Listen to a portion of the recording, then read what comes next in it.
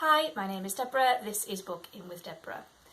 I am here today to do my first tag video here on my booktube channel. I'm very late to the party with this tag video. I'm very aware as I'm looking at the questions that I should probably have got to it sooner. November was not a great month for me for various reasons, so yeah, I'm doing it now. Better late than never, folks, better late than never. Before I get into this tag, which is the end of the year tag, I just wanted to say thank you to a few other booktubers who have recently tagged me in videos that I also haven't got around to doing. But just to say I will do the tag videos at some point, hopefully early next year. So those people are Gemma of Gem of Books and Art of Bookshelf Odyssey, who've both tagged me in the small booktuber tag. Thank you so much. I will do the small booktuber tag. I was kind of hoping to do it when I've done a few more videos, so that will be something that I will do at some point early next year. And I also wanted to say thank you to Becky at Teacup the Storyteller, who has tagged me in the 1001 books tag, which I will also get to at some point, hopefully early next year. As I said earlier, November was quite a difficult month for me. I had a lot of things going on at work which proved quite stressful, and my health took a bit of a battering. So I am incredibly far behind watching other people's booktube videos. I think I'm about a month behind now. So if anybody else is watching this video and you have tagged me in a video to do a tag video, please can you just let me know in the comments down below so that I don't miss it. At some point in the near future I'm hoping to get caught up with all those videos, but it is going to take me a while and I don't want to miss anything, so please let me know in the comments down below if I've missed something, and then I can head to that specific video and add it to my list of tag videos to make in early 2022. Let's get on to the point of this video, which is the end of the year tag. So I just wanted to start by saying thank you to Nicky at red.reads, who tagged me in this video quite some time ago. Apologies for not getting to it sooner, but we're here now, late to the party. I've got the questions in front of me, so I'll be reading the questions and going through the answers. The first question is, are there any books you started this year that you need to finish? There are not any books that I'm saying I think I have to finish that by the end of the year. I am not precious about something being finished before the end of the year and not wanting to carry books over or anything like that. That kind of doesn't bother me in particular. There is one book that I have started this year that I'm not going to get finished by the end of 2021, which I'll carry over to next year, and that is The Yield by Tara June Winch. I started listening to that book on audiobook for Indigithon in November. I'm about halfway through the book. It is excellent.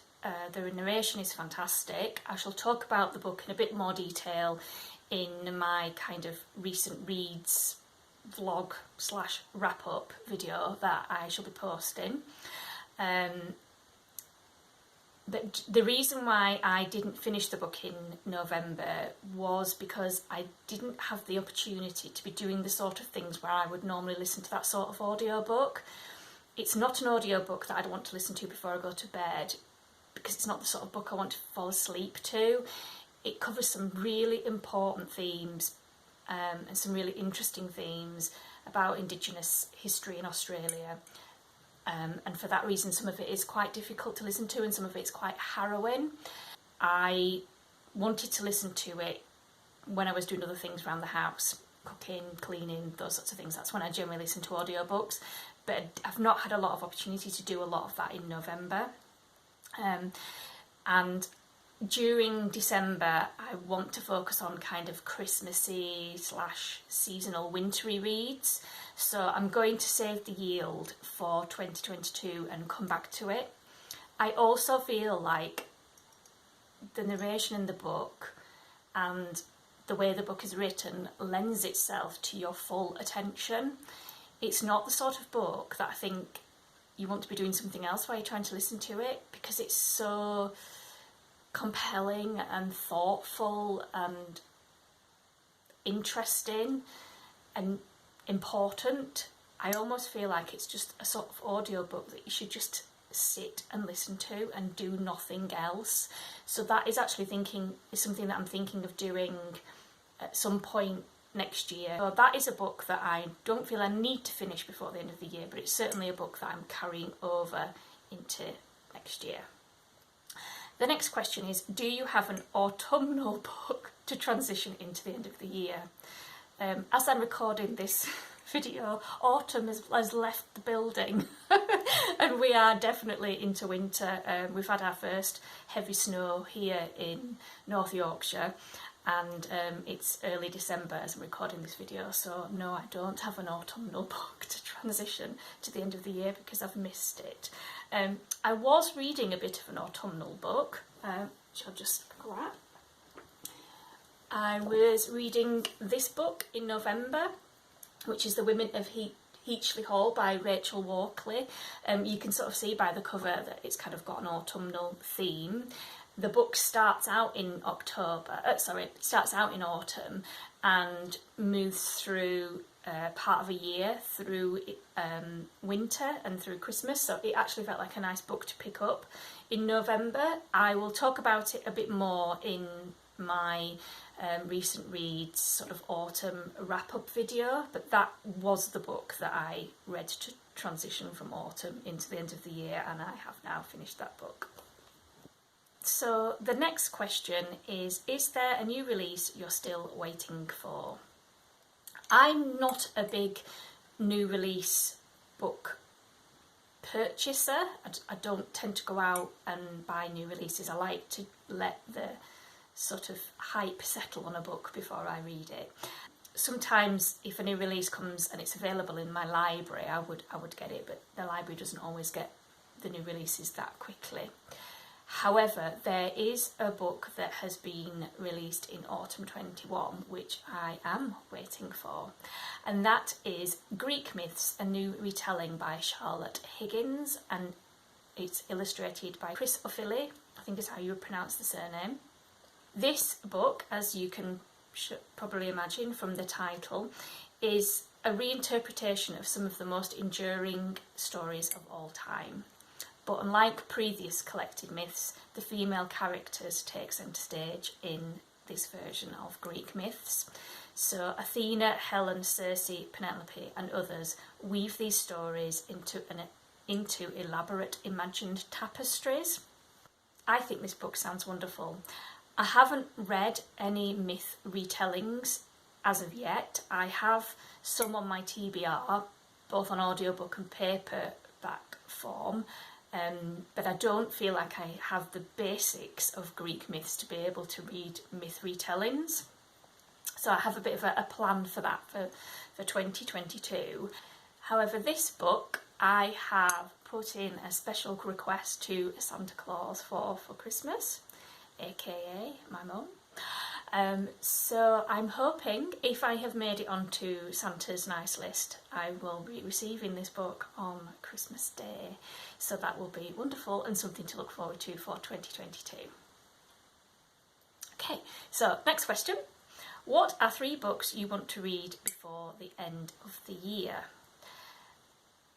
I don't know if I've got 3 books that I definitely want to read before the end of the year. I will be working on a little bit of a winter TBR, and I will post a video in the near future about the books I'm probably going to read over winter. So there is one book that I definitely want to read before the end of the year, and that is A Christmas Carol by Charles Dickens. I have been waiting to read this book all year. I bought a copy of this towards the end of last year or the beginning of this year, and I've been holding it on my shelf thinking this Christmas is going to be the year I will read Christmas Carol. I've seen many different versions of the films, but I've never actually read the book, and it's been something that I've had planned for a while. And then I saw a video from Katie at Books and Things, who, if you're not familiar with Katie's channel, I will link in the description box below a link to her video where she has announced a Christmas Carol read-along, which I was just so pleased to see, because it means not only can I read this book, but I can participate in the read along. And what Katie has done is she has put dates in the video of when she's planning to read each of the staves in this book, in this story. So A Christmas Carol, for anyone who's not familiar, is written in staves, and each of the staves is not that long. So for me, for someone who is quite a slow reader, which I am, it's very, very manageable within the time scales that Katie has got on her video. I'm really looking forward to reading that. I will be starting this very, very soon and following along with the readathon. This version of A Christmas Carol has other Christmas books within it, but I'm just planning to read A Christmas Carol this year. I'm going to save the other ones for future Christmas reads. So, next question. Is there a book you think could still shock you and become your favourite book of the year? I don't think I would ever be able to just have a favourite book of the year. I'm not the sort of person who could just pick one book. I find that very difficult because I think books can't easily be compared to each other. I do hope that this A Christmas Carol would feature in my, standout books of 2021. So we shall wait and see, but I hope it will. In terms of the other books that I may read, which I'm thinking about reading, I don't think any of them necessarily would feature as my favourite books of the year, but you never know. We will see. Okay, next question. Have you already started making reading plans for 2022? Absolutely, yes I have. I've been planning what I might read in 2022 for quite some time actually. So I will be planning to get stuck into my Read Around the World challenge. For anyone who's not familiar, I will link the introduction video below, and I will try and link it in the cards above. I'm still trying to work out how to do that, so if I've learned how to do that by the time I upload this video, I will pop that there in the cards. So I'm hoping to really get stuck into those different countries next year. As I've said in previous videos, I probably do one every 3 months, so I'm planning what books I might read for potentially 3 or 4 countries next year. I'm also planning some of my reading plans around some of the types of videos that I might want to make next year. But one thing that I would like to do is to start to read some of the myth retelling books that have proved very popular, potentially starting with the book that Santa Claus might be bringing me at some point next year, and then moving on to some of the other ones. So it's a tradition, once you have done a tag video, to tag other booktubers in the tag video. Given the fact that I think I'm probably the last person on booktube to do the end of the year book tag, I'm not going to tag anybody on this occasion because I'm pretty sure everybody who wanted to have done it will have done it by now. What I will say is that obviously in future tag videos that I will do, hopefully in a more timely manner next time, I will definitely tag other booktubers in the tag videos. I just want to say thanks again to Nicky for tagging me in this video. Got there eventually, better late than never. Thanks very much for watching. Take care everybody. Bye.